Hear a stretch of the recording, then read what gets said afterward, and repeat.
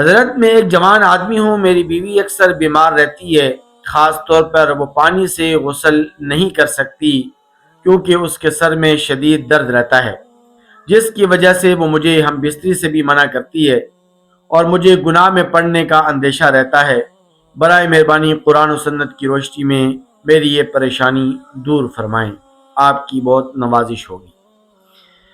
دیکھیے، بات یہ ہے کہ اگر کوئی ایسا مریض ہے، چاہے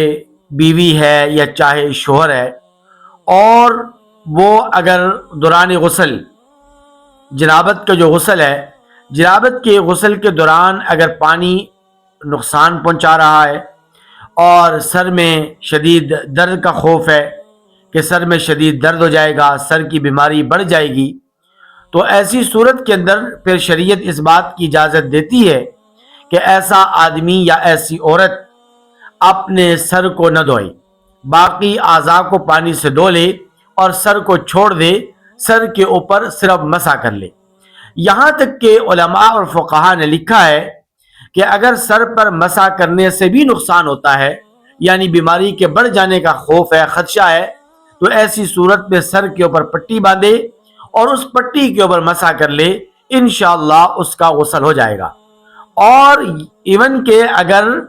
پٹی کے اوپر بھی مسح کرنے سے نقصان ہوتا ہے اور مسح نہیں کیا جا سکتا اور مسح کرنے سے بیماری کے بڑھ جانے کا خطرہ ہے، تو پھر ایسے شخص کو تیمم تک کی اجازت دی گئی ہے کہ وہ تیمم بھی کر سکتا ہے، عورت ہے تو عورت تیمم بھی کر سکتی ہے۔ اس لیے کسی بھی خاتون کو، کسی بھی عورت کو اس بات کی اجازت نہیں کہ وہ اپنے شوہر کو بیماری کی وجہ سے یا سر میں شدید درد کی وجہ سے ہم بستری سے بالکل منع کر دے اور اس کو روک دے، کیونکہ یہ شوہر کا بنیادی حق ہے، اور شوہر اگر گناہ میں پڑے گا تو گناہ کا وبال شوہر پر تو پڑے گا ہی پڑے گا، کیونکہ شوہر کو بہرحال گناہ کرنے کی اجازت نہیں ہے، نافرمانی کی اجازت نہیں ہے،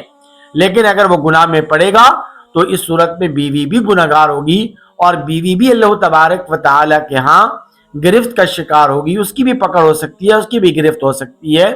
اس لیے جو عذر ہے تو اس عذر کی بنیاد پر آپ تیمم کر لیں، آپ مسح کر لیں سر کا، لیکن یہ ہے کہ آپ اپنے شوہر کو بستری سے بالکل بھی نہیں روک سکتی۔ تو اس لیے میں آپ کو یہی مشورہ دوں گا قرآن و سنت کی روشنی میں کہ آپ گناہ میں مبتلا مت ہوں، آپ جو ہے اپنی بیوی کے علاوہ کسی اور سے منہ کالا مت کریں، اور اس زناکاری اور بدکاری کے اندر مبتلا مت ہوں، اور خواہشات نفسانی کی تکمیل کا کوئی اور راستہ، کوئی اور آپشن اختیار نہ کریں۔ البتہ آپ اپنی بیوی کو سمجھائیں اور یہ مسئلے کی مکمل وضاحت اس کے سامنے کریں۔